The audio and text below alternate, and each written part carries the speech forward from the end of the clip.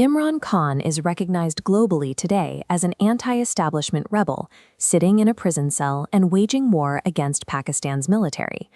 But his current war is the direct result of a 20-year military blueprint that once paved his path to power. Before the backroom deals, Khan was a genuine national hero. This image of him holding the 1992 Cricket World Cup trophy represents the height of his public adoration. He possessed a raw, undeniable popularity, making him the ideal recruit for an establishment looking for a new public leader. In a hybrid regime, a military avoids the international sanctions of direct martial law by placing a popular civilian frontman in office. The generals continue to pull the levers of state power from the shadows, maintaining control while keeping a democratic appearance. This structure protects the military's institutional interests.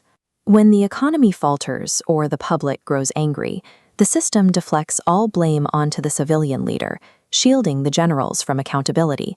While political movements appear spontaneous and organic, in vulnerable democracies, the most successful ones are often drafted, funded, and manufactured in military backrooms. The blueprint for Project Imran began in 1994.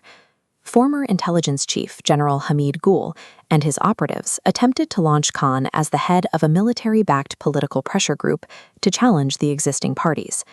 The establishment tried to recruit other widely respected figures to legitimize this group, but truly independent leaders, like the humanitarian Abdul Sattar Edhi, saw through the manipulation and refused to be used as tools for regime change. The project idled for years until 2011, when Khan held a massive tsunami rally in Lahore. This event marked his transition from a fringe candidate to a national powerhouse, with a turnout that stunned the political establishment. This growth was supercharged by the intelligence apparatus. ISI Chief General Shuja Pasha actively pressured traditional, established politicians to abandon their parties and join Khan's movement, providing the party with instant institutional weight. Taking over a country requires more than public support. It demands the specialized logistics and institutional pressure that only a deep state can provide to a political movement. In 2014, the playbook shifted toward agitation. Intelligence operatives and politicians allegedly met in the UK to coordinate the London Plan, a secret strategy to paralyze the capital and force the sitting government into submission. This resulted in a 126-day siege of Islamabad. Protesters occupied the streets and clashed with police directly outside the government's seat of power, physically choking the administration's ability to function. The secret coordination was exposed when journalists in London caught these politicians and their intelligence handlers leaving late-night strategy meetings at a private apartment block. The establishment supported the blockade through container politics. They used heavy shipping containers to build massive road fortifications, bringing the country's state machinery to a grinding halt. Public outrage can be carefully harvested and used by a deep state as a tactical battering ram to exhaust and destabilize the civilian government that refuses to follow military orders. The field was cleared through direct force. After the ISI was linked to an assassination attempt on top anchor Hamid Mir, the military silenced the news network and pressured private businesses to bankrupt the Dawn newspaper for its critical reporting. While journalists were being arrested and silenced, Khan provided the necessary political cover. He vocalized his support for the military censorship, publicly attacking the very reporters who were trying to expose the engineering of his rise.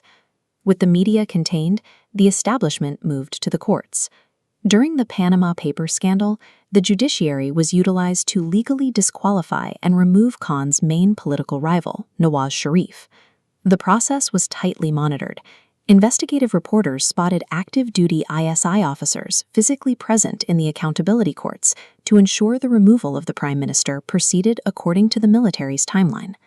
An election result is determined long before the public votes, if the military controls the referees, the journalists who report the news, and the judges who rule on the law. By 2018, the project was complete. With his opponents jailed and the media neutralized, the military successfully installed Imran Khan as prime minister. This was the Caesar and Brutus dynamic in real time. The military expected a grateful proxy who would follow their lead, but Khan acted as a sovereign leader, refusing to share power with the generals. The friction between the civilian leader's autonomy and the military's demand for control eventually shattered the state apparatus. This internal pressure created the political chaos that has now consumed the entire country. Khan was eventually ousted and imprisoned, but the architects of the playbook remain. Military leaders like General Qamar Javed Bajwa dictate the terms of power and simply step back when the frontman they installed fails to perform. This repetitive cycle of engineering and abandonment leaves the democratic process in ruins. As long as the playbook remains active, the country stays locked in permanent instability.